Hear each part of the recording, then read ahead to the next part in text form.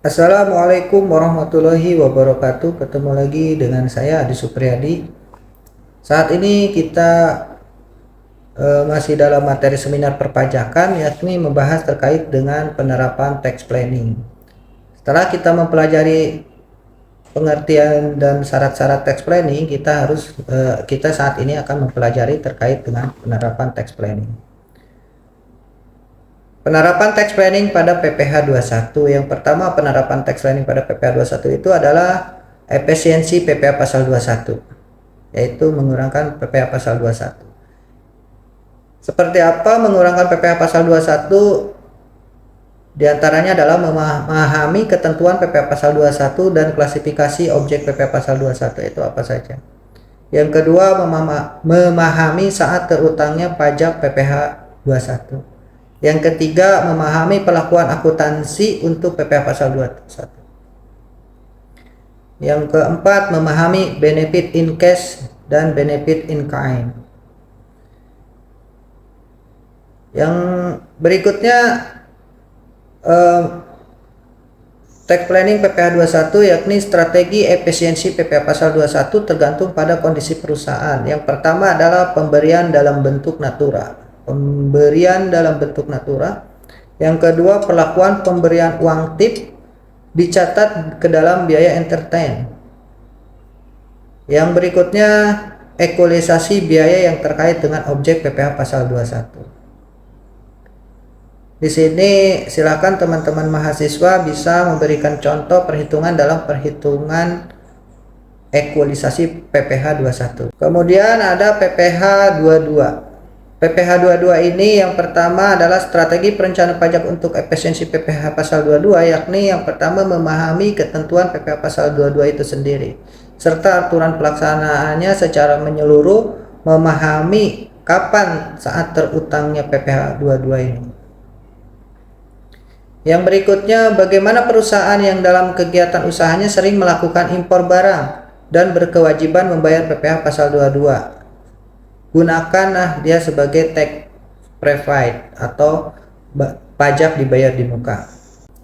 Tax prepaid seperti apa? Bisa mengajukan SKB dan uang tambahan. Yang berikutnya adalah bukti pungut PPh pasal 22 itu harus asli. Kadang ada yang memalsukan bukti PPh pasal 22. Yang berikutnya adalah khusus untuk BUMD atau BUMN yang ditunjuk sebagai pemungut PPh pasal 22. Yang pertama itu syaratnya perusahaan harus memastikan bahwa pemasok barang bersedia untuk dipungut dan menuangkannya dalam kontrak. Jadi kalau kita bertransaksi dengan BUMN atau BUMD, kita harus memastikan bahwa pemasok barang itu bersedia untuk dipungut dan menuangkannya di dalam kontrak tersebut. Yang berikutnya ada pembelian langsung yang tidak memungkinkan kontrak. Perusahaan harus melakukan gross up.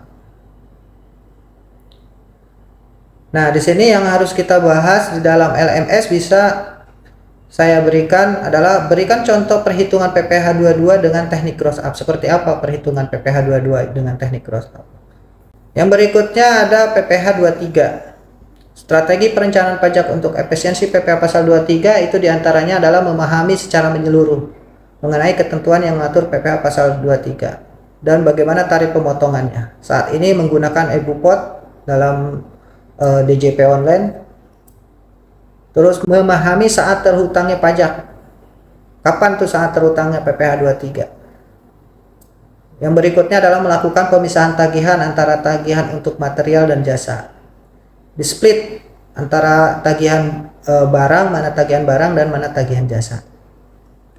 Kemudian ekualisasi biaya yang terkait dengan objek PPh pasal 23. Mana kumpulkan akun-akun yang merupakan objek PPh pasal 23. Terus berikan kode khusus dalam transaksi yang berhubungan dengan PPh 23. Kadang-kadang kita masih digabungkan dengan beban-beban lainnya. Makanya kita pisahkan itu antara mana yang terkait dengan PPh 23 atau bukan. Nah, di sini ada bahan diskusi kita dalam LMS. Berikan contoh perhitungan PPh 23 dan berikan contoh pemberian kode khusus yang berhubungan dengan objek PPh pasal 23.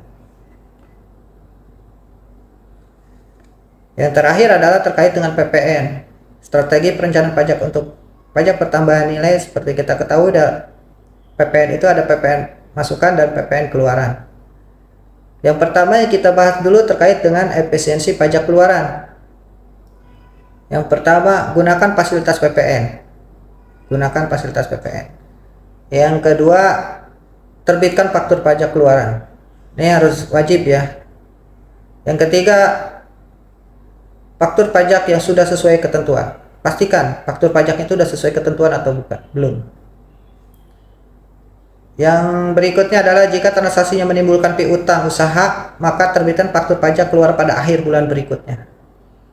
Jadi jika kita transaksinya itu bisa menimbulkan tidak cash lah, jadi menimbulkan piutang usaha, maka terbitkan pajak keluaran itu pada akhir bulan berikutnya. Jika piutang usaha hanya 1 bulan, maka perusahaan dapat menerbitkan faktur pajak keluaran pada saat menerbitkan faktur komersial. Jadi kalau misal dalam transaksinya itu piutang usahanya hanya 2 minggu dan tidak sampai bulan berikutnya, terbitkan faktur pajak itu berbarengan dengan faktur komersialnya. Yang berikutnya, bagi penyerahan yang didasarkan pada metode persentase penyelesaian, maka perusahaan dapat menerbitkan faktur pajak saat pembayaran termin diterima. Nah, ini bagi penyerahan yang didasarkan pada metode penyelesaian, misal proyek, misal audit dan sebagainya ya, yang berhubungan dengan ada proyeknya penyelesaian, dia gunakan faktur pajak, terbitkan faktur pajak pada saat pembayaran termin itu diterima. Yang berikutnya adalah memastikan faktur pajak yang cacat tetap disimpan dengan baik. Jadi faktur pajak yang cacat disimpan dengan baik. Kemudian efisiensi pajak masukan. Tadi setelah kita mempelajari terkait dengan efisiensi pajak keluaran, sekarang efisiensi pajak masukan. Bagaimana efisiensi pajak masukan? Yang pertama, pastikan faktur pajak standar yang diterima dari pemasok, dalam artian tidak cacat. Jadi faktur pajak itu kalau cacat bisa dikembalikan atau diperbaiki. Yang berikutnya adalah memintakan faktur pajak masukan dengan sesegera mungkin agar dapat dikreditkan dengan pajak keluaran pada saat pelaporan SPT masa PPN, SPT masa ya, yang tiap bulan. Yang berikutnya adalah melakukan transaksi dengan pemasok yang telah PKP. Ini penting nih, karena kalau kita bertransaksi dengan non PKP menjadi beban pajak, bukan menjadi pajak masukan atau pajak keluaran. Ini yang jadi masalah. PPN yang dipungut oleh pemasok disetorkan dan dilaporkan sesuai dengan ketentuan perpajakan yang berlaku, harus dituangkan dalam surat perjanjian. Jadi dalam hal ini PPN yang dipungut itu oleh pemasok dan dilaporkan sesuai dengan ketentuan yang berlaku dan diterapkan dalam perjanjian kita, kalau memang ada perjanjiannya. Di sini ada pembahasannya, atau mungkin yang harus dibahas atau mungkin harus didiskusikan di dalam LMS. Ini berikan contoh memanfaatkan fasilitas PPN. Dalam perhitungan PPN, perusahaan berikan perbedaan dengan yang tidak dapat fasilitas PPN di sini contohnya. Demikian presentasi terkait dengan seminar perpajakan. Silakan teman-teman like and share materi dan bahasannya. Terima kasih. Wassalamualaikum warahmatullahi wabarakatuh.